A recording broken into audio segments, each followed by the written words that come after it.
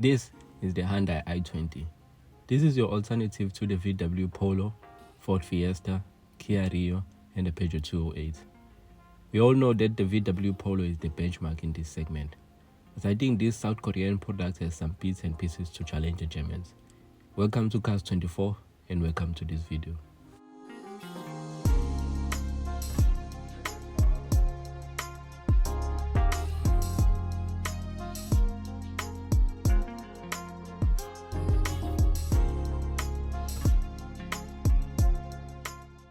There are 4 trim levels and engine choices to choose from.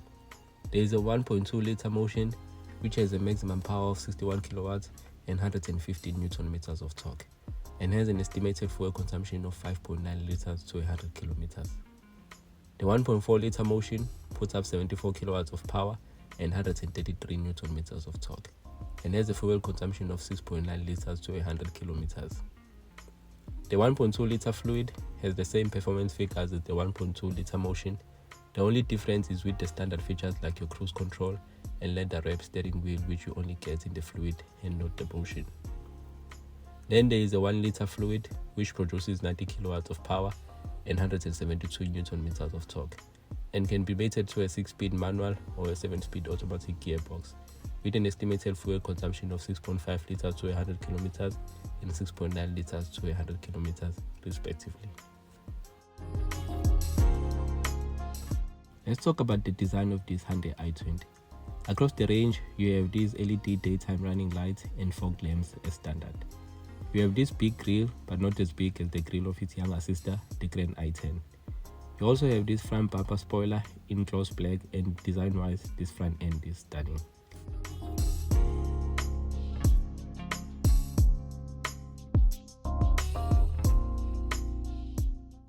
Moving on to the side profile of this car.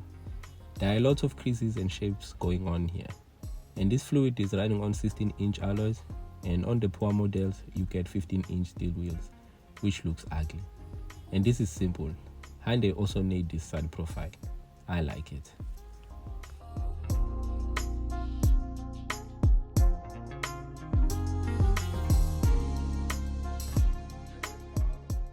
And then here at the back, I really like how these taillights sort of like hug and cut with the side of the car.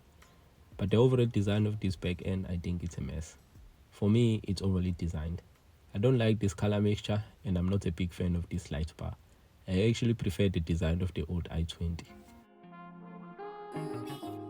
Now let's check out the interior of this Hyundai i20. Quality wise, this car is made up of hard plastic material, and I'm not compromising on that. Design wise, it's not too complicated. You have a multi-function steering wheel with your driver's display screen, and you also have this infotainment screen which allows Android Auto and Apple CarPlay as standard. Looking down here, you have 2 USB ports on either side of the 12-volt socket. You have manual climate control sensors, an old-fashioned gear knob, drink and cup holders, and an armrest, which you don't get on a lesser model. Instead, you have this ugly opening staring at you. Here at the back, you have 2 rear air vents and a single USB port for your back passengers. You also have ISOFIX anchor points for your child seats. Now let's look at the boot space of this car. You have 311 liters of space with rear seats in place. This is significantly less than that of the VW Polo. You can fold the back seat, but this car doesn't have the 60-40 split that you find on most cars, which is a shame really. But at least you have a forced floor which houses your spare wheel. This Hyundai i20 comes with a 5-year or 150,000 kilometer manufacturer warranty, with an additional 2-year or 50,000 kilometer powertrain warranty. And you also have a peace of mind with this 7-year or 150,000 kilometer roadside assist. Now, let's look at the numbers. You can get the base model Hyundai i20 for around 285,000, the 1.2 liter Fluid for around 300,000, the 1.4 liter Motion for around 316,000. The 1 liter Fluid manual will set you back 342,000, and the 1 liter fluid auto for around 367,000. Let's say you don't want to change gears and want to buy the 1 liter fluid auto with no extras, no deposits over a period of 72 months. At this interest rate with no balloon payment, you'll be looking to pay around 6,700.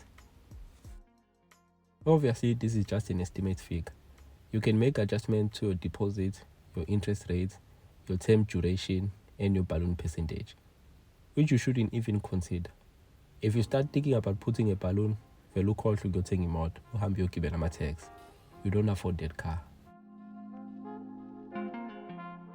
Now, what's my final verdict of this car? The exterior is well designed, except for the back end.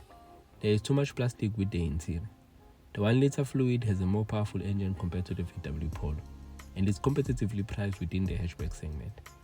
Price-wise, if you compare it to the facelifted Polo, it does start to make sense. If you enjoyed this video, please consider subscribing to this channel.